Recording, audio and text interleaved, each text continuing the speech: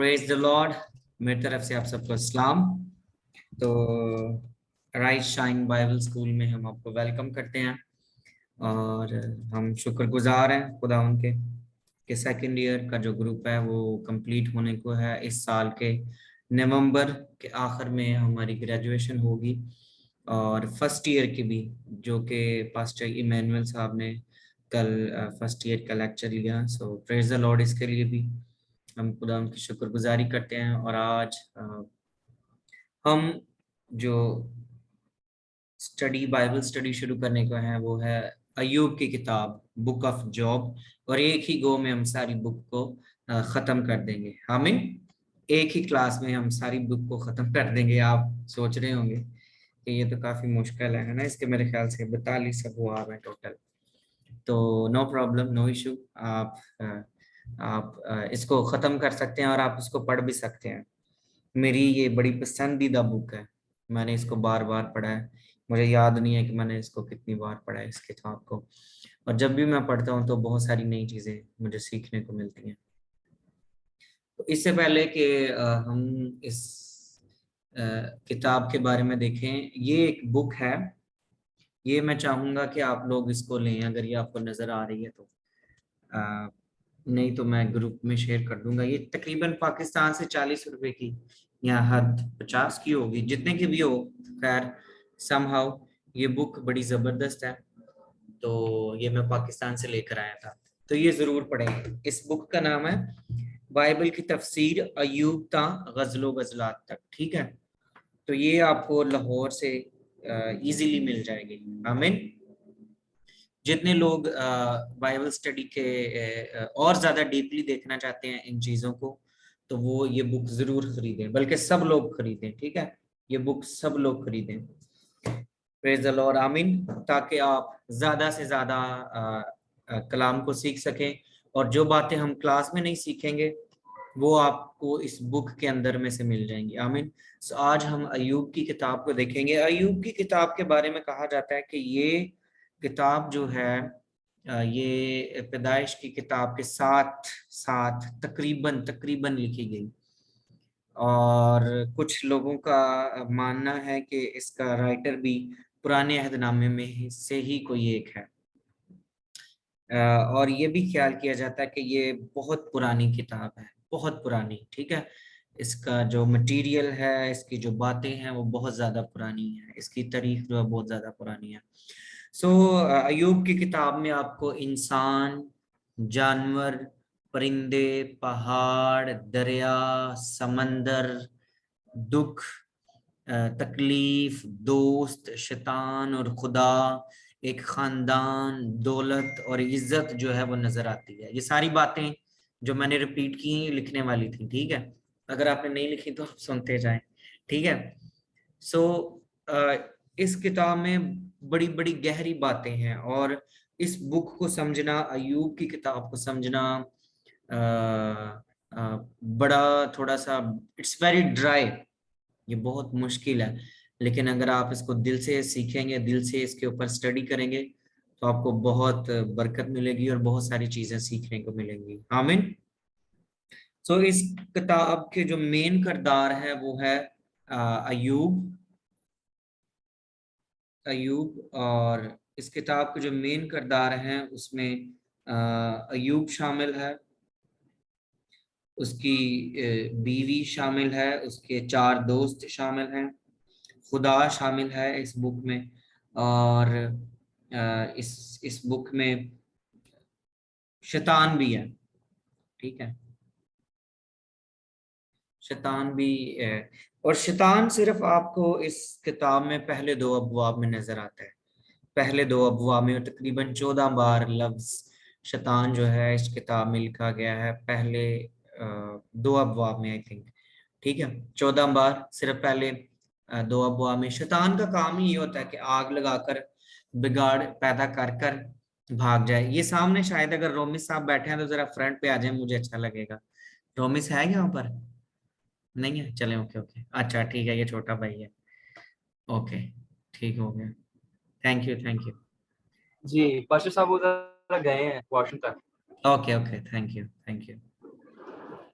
तो शैतान का काम यही होता है कि आए, बस अपना काम करे और चले जाए। ठीक है, पहले चंद अबवाब में सिर्फ उसका जिक्र है, उसके बाद वो अपना काम करता है और फिर नजर भी नहीं आता। सो अयूब की जिंदगी में जो है वो दुख को और परेशानी को भेजकर स्टार्ट करके गेम को खुद वो गायब हो जाता है। सो अयूब का जो लफ्जी मायनी है वो है वो जिस पर हमला किया गया हो, वो जिस पर हमला किया गया हो, या वो जिसको सताया गया हो। ठीक है। और शुरू में इस किताब के शुरू में एक नाम आया है, वो है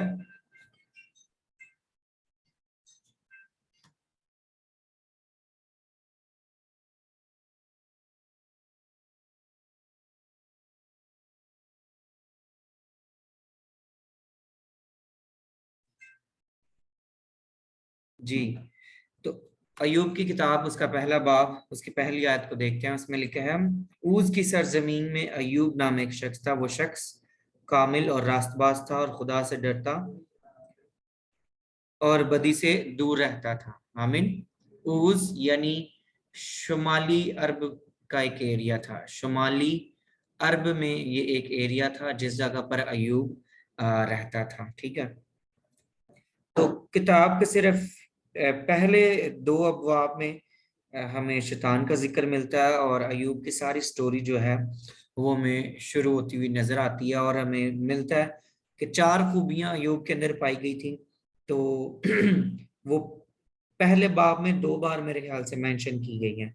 एक तो पहली आयत में, और उसके बाद 8वीं और 9वीं आयत में भी इसका जिक्र होता है। सो शैतान जो है वो खुदा के पास आता है और उसे कहता है कि अयूब तेरी बड़ी प्रस्तिश करता है, अयूब बड़े तेरे गुण गाता है, बड़ा वफादार है तेरा।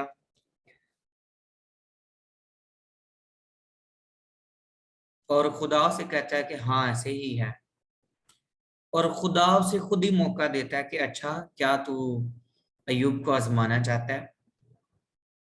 तो इसका मतलब है कि जब कभी हम आजमाए जा रहे होते हैं तो खुदावंद के नोटिस में होता है कि जब कभी हम मुसीबत में से गुजर रहे होते हैं वो खुदा के नोटिस में होता है, और शैतान के नोटिस में भी होता है।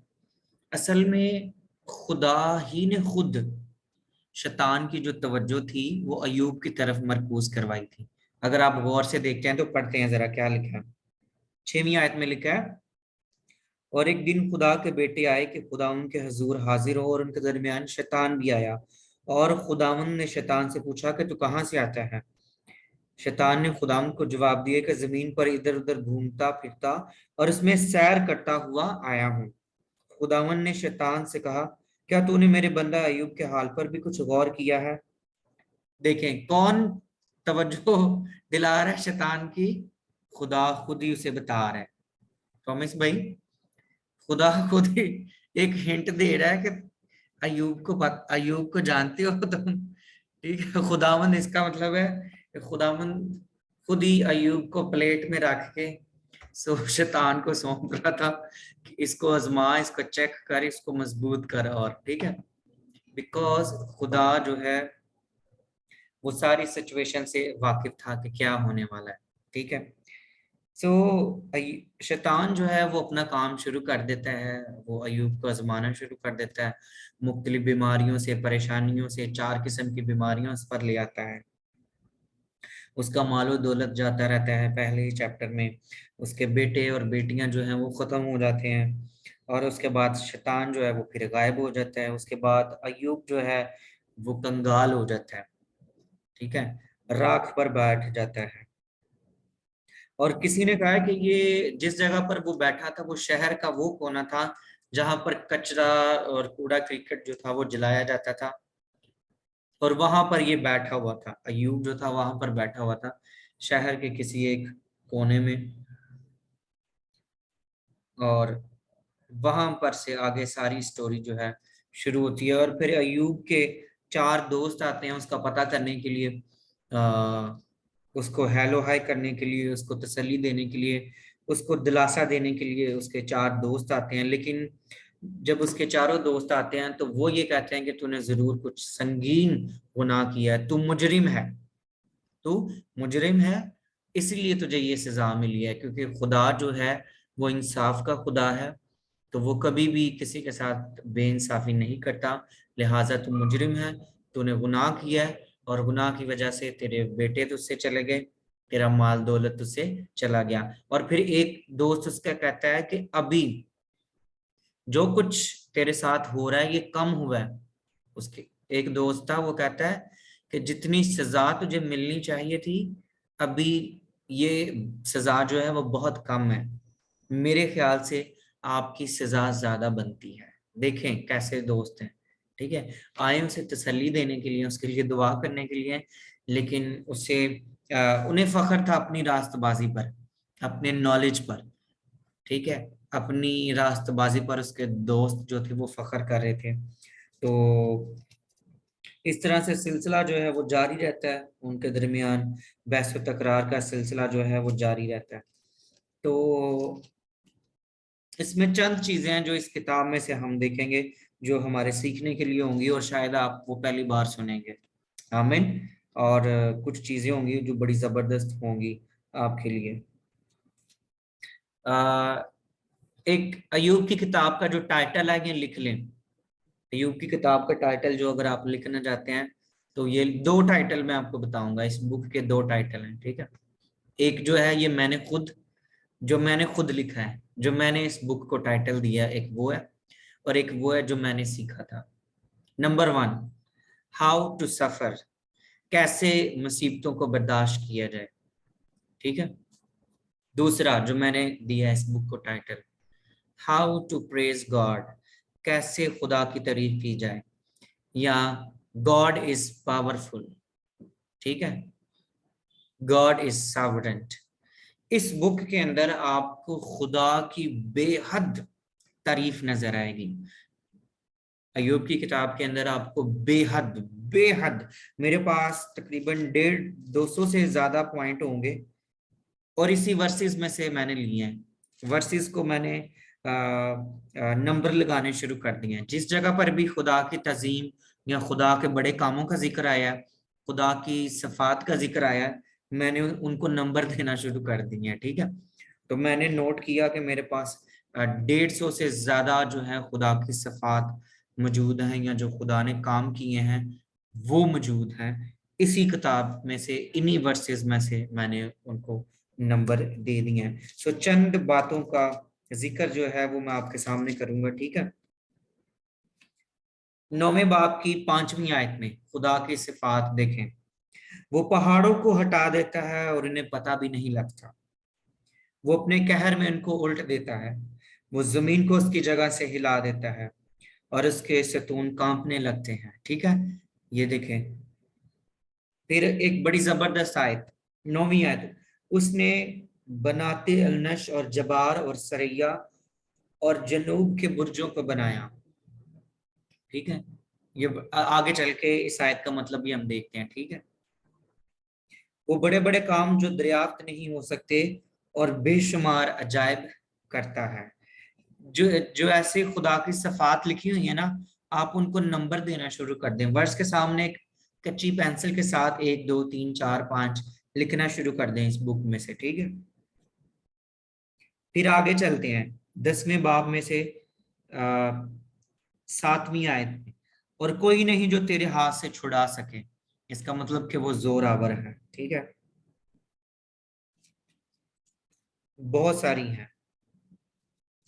फिर 11वें बाब की 8वीं आयत, 11वें बाब की 8वीं आयत, वो आसमान की तरह ऊंचा है, तू क्या कर सकता है।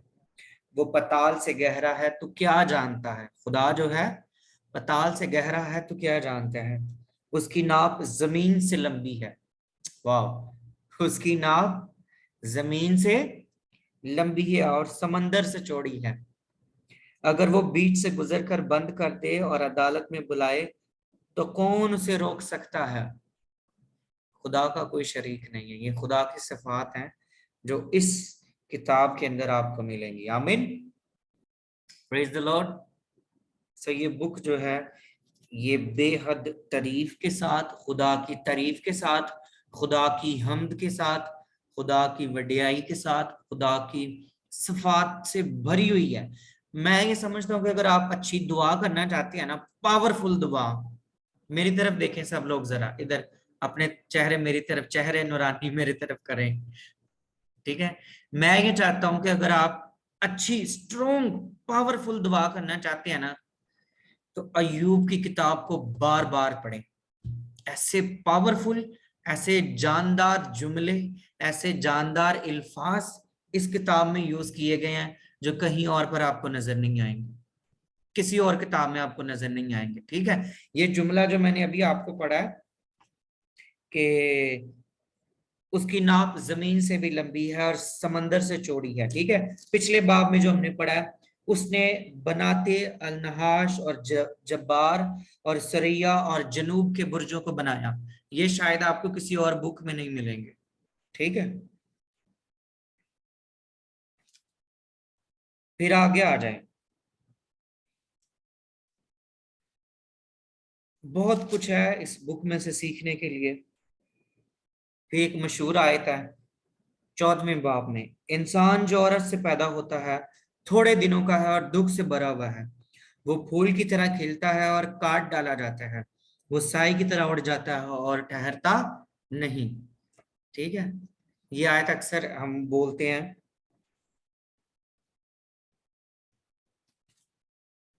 प्रेज।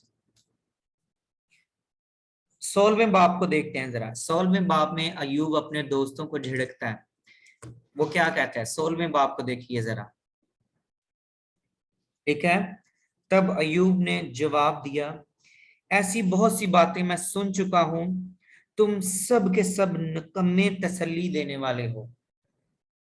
तुम सब के सब कौन हो? निकम्मे तसल्ली देने वाले हो।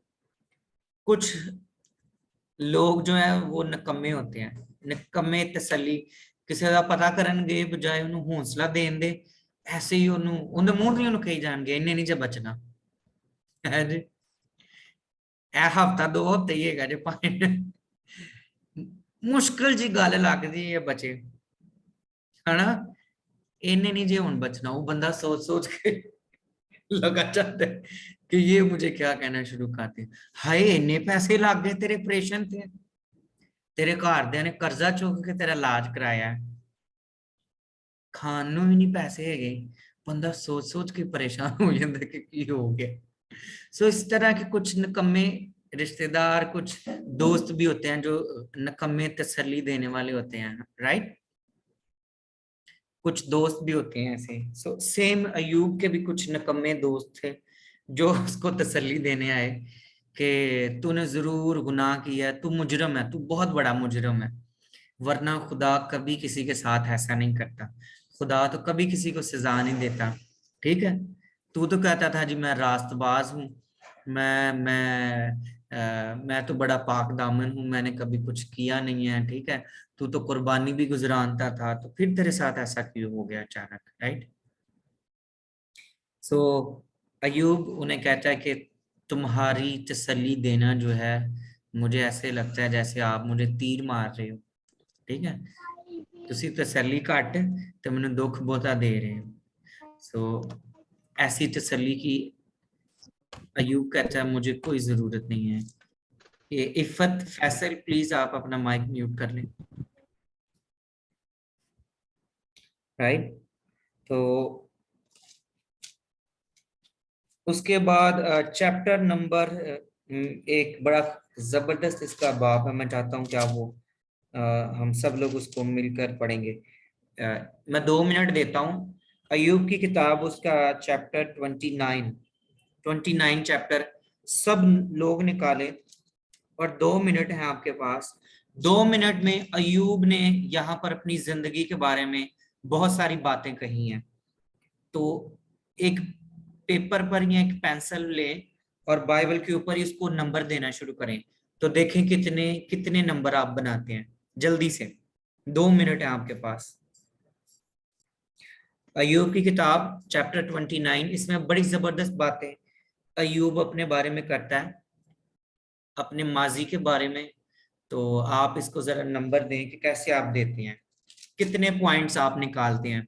मेरे पास लिखे हुए हैं लेकिन मैं चाहता हूं कि आप फिजिकली कुछ करें, आप भी जल्दी से नंबर देना शुरू करें।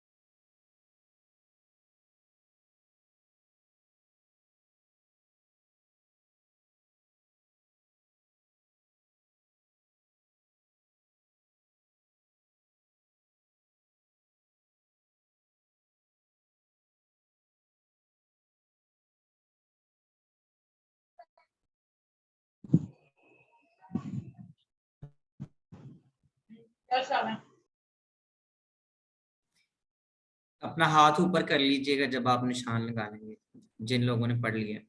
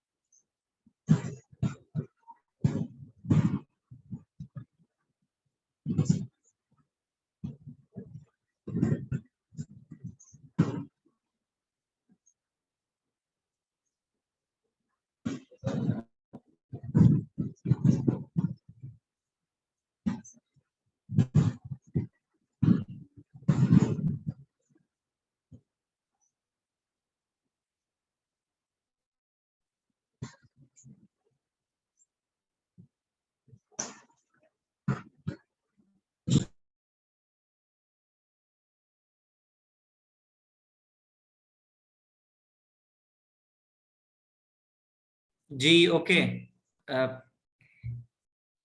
कितनी बातें आपको मिली हैं उसके बारे में?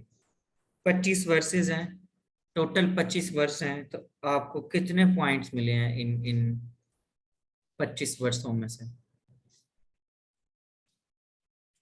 कोई बताएगा?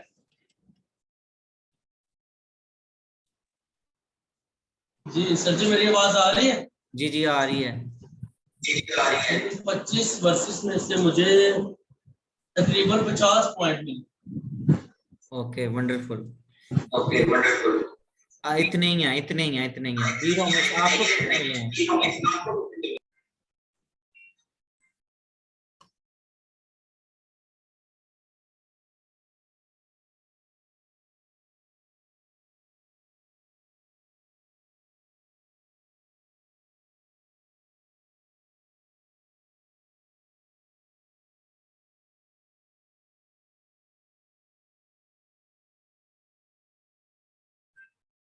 जी, तो तकरीबन 50 के करीब अय्यूब के जो जो उसके जब वो पहले जैसा था, उसके जो प्रिविलेज थे, अय्यूब के जो प्रिविलेज थे, जो एजाज उसके पास थे, या जो बरकतें उसके पास थी, उसकी लिस्ट आपको इस चैप्टर में मिलती है। बड़ा लंबा चौड़ा चैप्टर है, आप इस पर एक अच्छा सा खूबसूरत सा मैसेज खुद ही तैयार कर सकते हैं। आमीन, प्रेज द लॉर्ड। मेरा काम था कि आपको बताऊं, थोड़ी सी निशानदेही करवाऊं, खुदा के फजल से सारे पढ़े लिखे और खुदा के कलाम को समझने वाले लोग हैं। आमीन, आगे चलते हैं। सो 32वें चैप्टर में उसका जो सबसे छोटा दोस्त है एलीहू, वो बात करता है, और वो भी जबरदस्त बातें करता है। और फिर आखिरी जो बाब हैं उनमें खुदा बात करता है अय्यूब के साथ, आखिरी चंद अबवाब में से।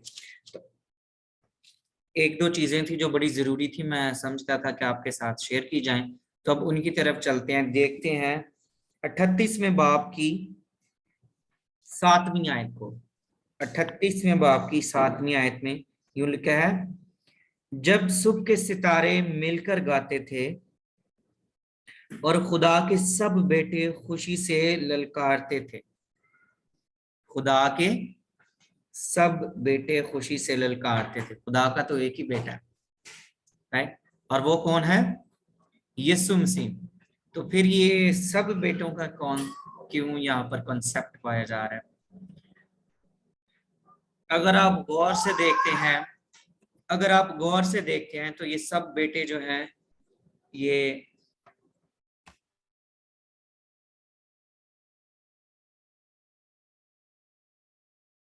माइक बंद हो गया असद।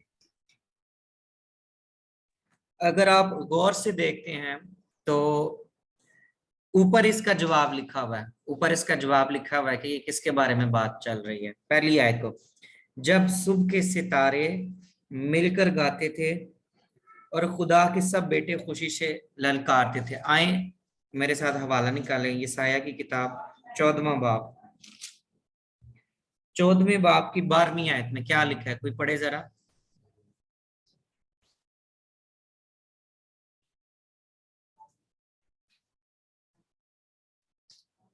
सुबह के रोशन सितारे तुक्की पर आसमान पर से गिर पड़ा, कौमों को पस्त करने वाले तुक्की कर जमीन पर पटका गया। सुबह के रोशन सितारे, तो रोशन सितारा किसको क्या कहा गया है? शैतान को, लूसीफर को, राइट। सो यहाँ पर भी लिखा है जब सुबह के सितारे मिलकर गाते थे। इसका मतलब है कि खुदा ने, अक्सर लोग किस सवाल पूछते ने, दसो हम वाला फरिश्ते कदों पैदा हुए, खुदा ने फरिश्तियां कदों बनाया? तो बाइबल में ये भी जिक्र हमें यहाँ पर मिलता है कि खुदा ने फरिश्तों को कब बनाया, और इसका जिक्र अय्यूब की किताब में मिलता है, 38वें बाब की 7वीं आयत में मिलता है। जरा शुरू से आते हैं, 38वें बाब को शुरू से पढ़ते हैं, देखें जरा क्या लिखा है। तब खुदावन ने अय्यूब को बगोले में से जवाब दिया, ये कौन है जो दनाई की बातों से मसलहत पर पर्दा डालता है?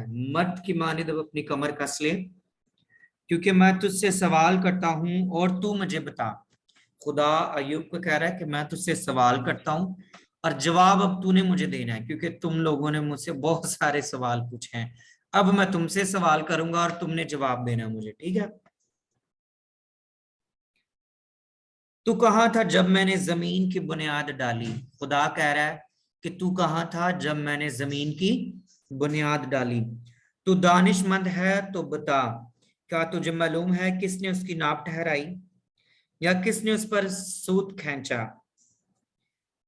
किस चीज पर उसकी बुनियाद डाली गई, या किसने उसके कोने का पत्थर ठहराया? जब सुबह के सितारे मिलकर गाते थे और खुदा के सब बेटे खुशी से ललकारते थे, या किसने समंदर को दरवाजों से बंद किया? इसका मतलब है कि खुदा ने फरिश्तों को भी पैदा किया है, ठीक है, और ये सारी चीजों को पैदा करने से पहले पैदा किया, राइट। सुबह के सितारे मिलकर गाते थे, यानी खुदा के फरिश्ते ठीक है, खुदा के बेटे और जो सितारे यहाँ पर है ये फरिश्तों के लिए, दोनों अल्फाज फरिश्तों के लिए है। हमने देखा ये साया 14वें बाब की 12वीं आयत में लिखा है कि सुबह के सितारे, ठीक है। सो सितारे जो है अक्सर औकात बाइबल मुकद्दस के अंदर खुदा के फरिश्तों को मुखातिब किया गया है, ठीक है।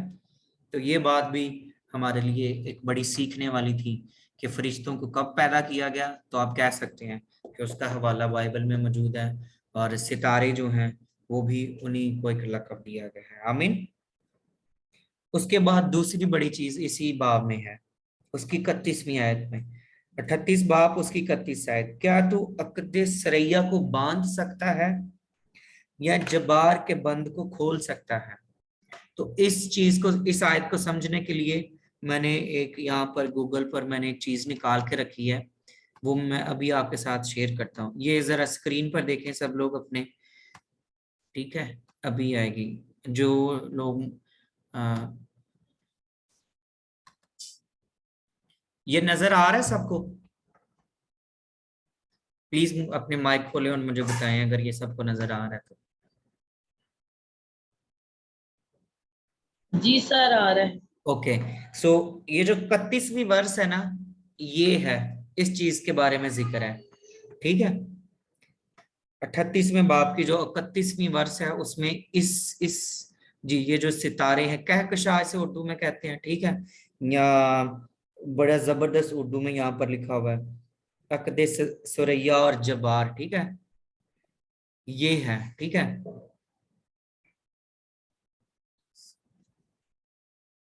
और एक और बड़ी जबरदस्त चीज का यहाँ पर बयान किया गया है 40वें बाब में, 40वें बाब में, ठीक है। एक और बड़ी जबरदस्त चीज है जो आपको यहीं पर मिल जाएगी, एक और बड़ी चीज जो इस बाब में है।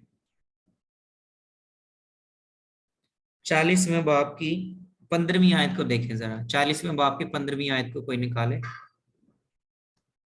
पढ़े जरा 40वें बाब की 15वीं आयत में क्या लिखा है।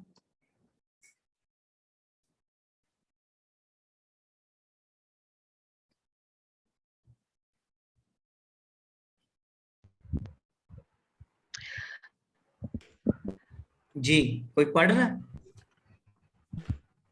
हेलो, अब मेरी आवाज आ रही है? जी जी आपकी आवाज आ रही है। जी जी, अब हिप्पो हिप्पोपोटामस, मेरी आवाज आ रही है? जी जी, लफ्ज है अब हिप्पोपोटामस, हिप्पोपोटामस को देख जी ओके, देख जैसे मैंने तेरे साथ बनाया वो बैल की को देख जिसे मैंने तेरे साथ बनाया और बैल की तरह घास खाता है। वो भैंस की तरह सॉरी माफी, वो बैल की तरह घास खाता है। देख उसकी ताकत उसकी कमर में है और उसका जोर उसके पेट के पट्टों में। वो अपनी दुम को दीवार की तरह हिलाता है, उस रानों की नस बहम व्यवस्था है। उसकी हड्डियां पीतल के नलों की तरह हैं, उसके अज़ा लोहे के बैंडों की मानंद हैं। वो खुदा की खास सनत है, उसके खालिक ही ने उसे तलवार बख्शी है। यकीनन टेले उसके लिए खुराक वहां पहुंचाते हैं जहां मैदान के सब जानवर खेलते कूदते हैं। ओके, वो कमल के दरख्त के नीचे लेटता है, सरकंडों की आड़ और दलदल है। खुदावन के पाक कलाम जी की थैंक यू। बात बन जाए तो मैं खुदावन दोबारा की से बरकत हो। पढ़ूंगा।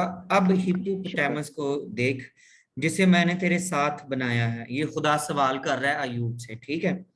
वो बैल की तरह घास खाता है, देख उसकी ताकत उसकी कमर में है और उसका जोर उसके पेट के पट्टों में। वो अपनी दुम को दीवार की तरह हिलाता है, उसकी रानों की नसें बाहम पेवस्त हैं, उसकी हड्डियां पीतल के नलों की तरह हैं। वाह, ये किस चीज का जिक्र है इसमें भाई? ये कौन सा जानवर है, किसी को पता है?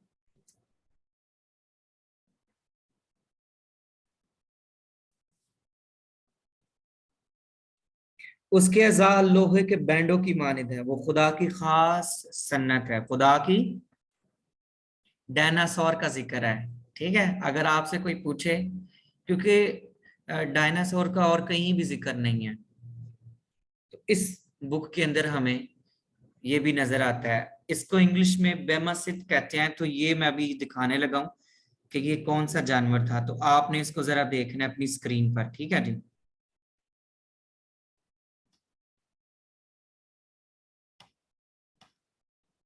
जी आ रहा है नजर सबको? ये था वो जानवर, ठीक है।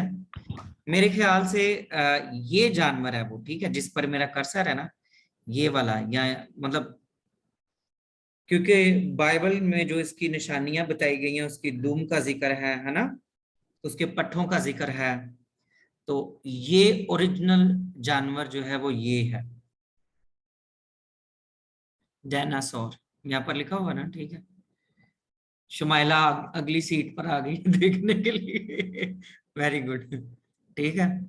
तो अगर आपसे कोई पूछे कि डायनासोर किधर गए, तो आप उन्हें बता सकते हैं कि भाई हमारे खुदा ने उन्हें बनाया था एक खास वक्त के लिए, ठीक है। तो बाइबल में इसका भी जिक्र है। सो आज दो तीन चीजों के बारे में जो बड़ी खास खास थी वो हमने देखी है ना। एक तो अक़द सरैया के बारे में, जो आसमान पर वो बनी होती है, उसको उर्दू में कुछ और भी कहते हैं, किसी को पता है उसको क्या कहते हैं उर्दू में? कहकशां या कुछ और लफ्ज, जिसको पता है जल्दी से बताएं। वो जो 7 सितारे हैं, 7 या 6 या जितने भी हैं आसमान पर ऐसे जुड़े हुए नजर आते हैं, उसको क्या कहते हैं? मतलब हमने तो ये सुना था, एक को कहते हैं दुबे अकबर और एक को कहते हैं दुबे असगर, हाँ ये जो 7 सितारों की लाइन होती है। हाँ ठीक है, हाँ यही है, ठीक ठीक बिल्कुल सही, वंडरफुल। तो खुदा ये पूछ रहा है कि ये सारे जो अस्कर हैं ये किसने बनाए हैं? ये जो हिप्पोपोटामस है, ये जो डायनासोर है, ये किसने बनाए हैं बता। तो अयूब के पास, जी सवाल करना चाहती हूँ। जी जी जी। सर जी यहाँ पर है, अब दरियाई घोड़े को देख जिसे मैंने तेरे साथ बनाया है, ठीक है ना। तो इसका मतलब यही है ना कि आगे जितनी भी इसकी तारीफ की गई है वो दरियाई घोड़े की गई है। इसका थोड़ा सा एक्सप्लेन कर दो, मुझे समझ नहीं आई। हाँ, कुछ लोगों का ये भी ख्याल है कि ये जो गैंडा जिसे कहते हैं, है ना, हिप्पोपोटामस जो लफ्ज है, इसको गैंडा ही कहते हैं इंग्लिश में, ये लफ्ज है मेरे ख्याल से हिप्पोपोटामस। लेकिन अगर आप जो इसके ओरिजिनल वर्ड्स देखेंगे ना इंग्लिश में, और जब मैंने इसको गूगल पर सर्च किया और एक दो और लोगों से मैंने जब इसको चेक किया, तो वो ये कह रहे थे कि नहीं, उसकी दुम जो है, उसकी दुम के बारे में ज्यादा जिक्र किया गया। तो दरियाई घोड़े की इतनी तो लंबी दुम नहीं होती, उसकी दुम जो है वो बिल्कुल छोटी सी होती है। सो ये हो सकता है देवदार का पौधा, जी। सर देवदार का पौधा किस तरह का होता है? क्योंकि यहाँ पे लिखा है वो अपनी दुम को देवदार की तरह हिलाता है। ये पास्टर पतरस हमें बताएंगे, ये भी लिख लेंगे हम, ये भी क्वेश्चन है। अच्छा है, देवदार का पौधा, क्योंकि ये 17वीं आयत में लिखा है ना, 17वीं आयत में लिखा है वो अपनी दुम को देवदार की तरह हिलाता है और उसकी रानों की नसें बाहम पे बसता है। जी। किसी को कोई आइडिया है देवदार के पौधे के बारे में?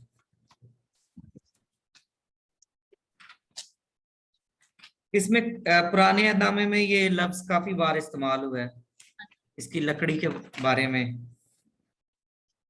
तो इसको देख लेते हैं। अगर अभी आप देखना चाहते हैं, जिसको मिल जाता है, किसी के पास अगर कोई नोट है, इंफॉर्मेशन, तो आप अभी शेयर कर सकते हैं। आज ये बुक हमने खत्म करनी है।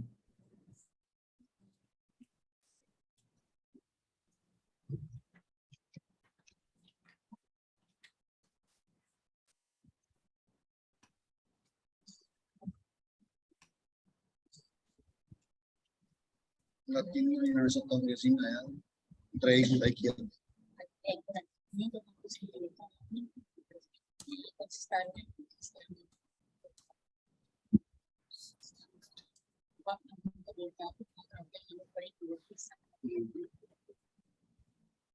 अगर इसकी दुम बड़ी नहीं होती तो भी अपनी दुम को ये ना जी इस ये दरियाई घोड़े के बारे में है कि यहाँ पे लिखा है कि उसकी दुम अगरचे इतनी बड़ी नहीं होती थी, लेकिन वो देवदार की तरह बड़ी जोर से इसको हिलाता था।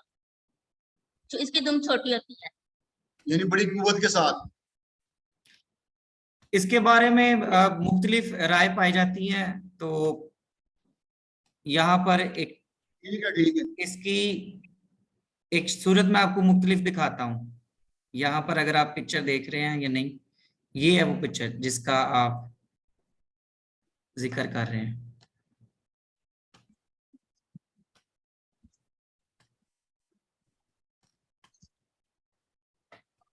स्क्रीन पर देखिएगा जरा।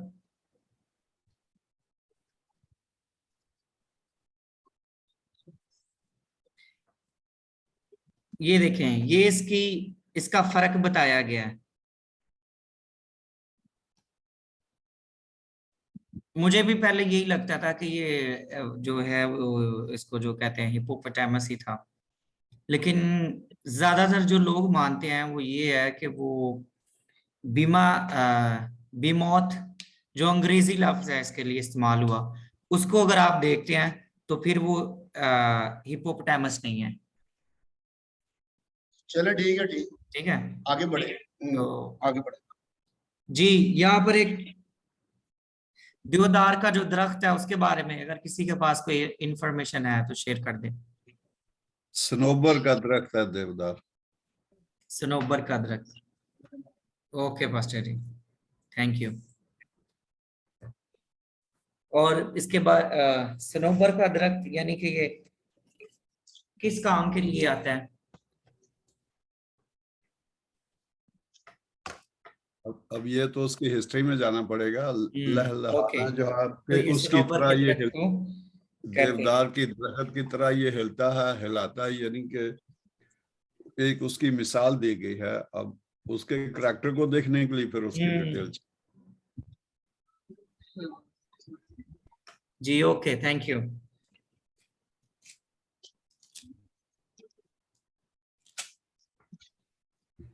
आखिरी चैप्टर को देखते हैं।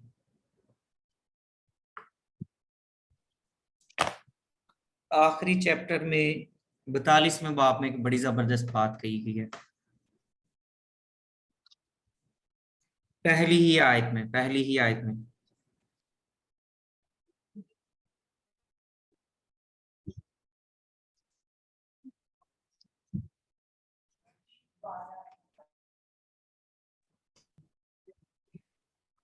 मैं जानता हूं कि तू सब कुछ कर सकता है और तेरा कोई इरादा रुक नहीं सकता। ये अयूब जो है ये खुदा को रिप्लाई देता है कि खुदा मैं जानता हूं कि तू सब कुछ कर सकता है और तेरा कोई इरादा रुक नहीं सकता।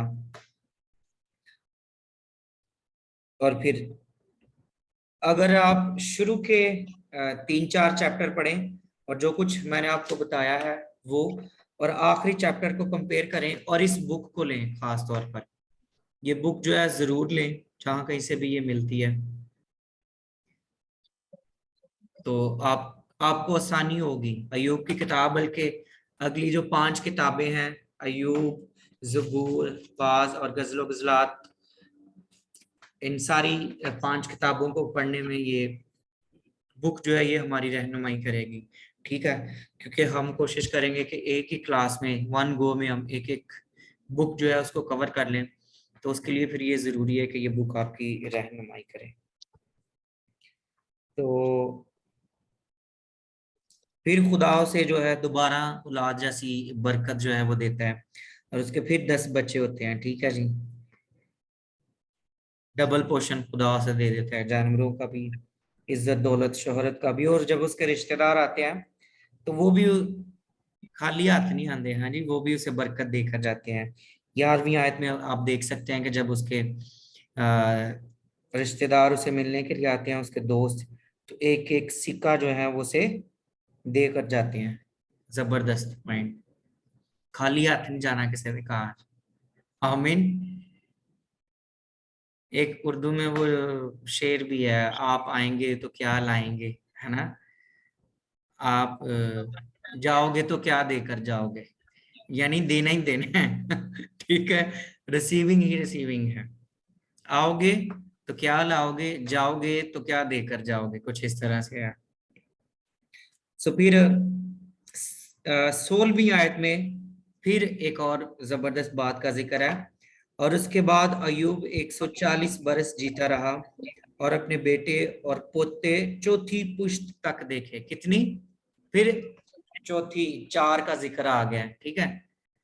4 पहले भी हमने देखा है, उसके 4 दोस्त थे, 4 बीमारियां, 4 सिफतें उसके अंदर है, और 4 किस्म के जानवर, और अब चौथी पुश्त का भी जिक्र है कि उसने चौथी पुश्त तक अपनी औलाद को जो है देखा है। सो प्रेज द लॉर्ड। इस बुक को आप दोबारा बार बार पढ़िए, बहुत सारी चीजें आपको सीखने को मिलेंगी। हमने थोड़े वक्त में कोशिश की है कि इस किताब की काफी चीजों को सीखें। आमीन। Praise the Lord. God bless you.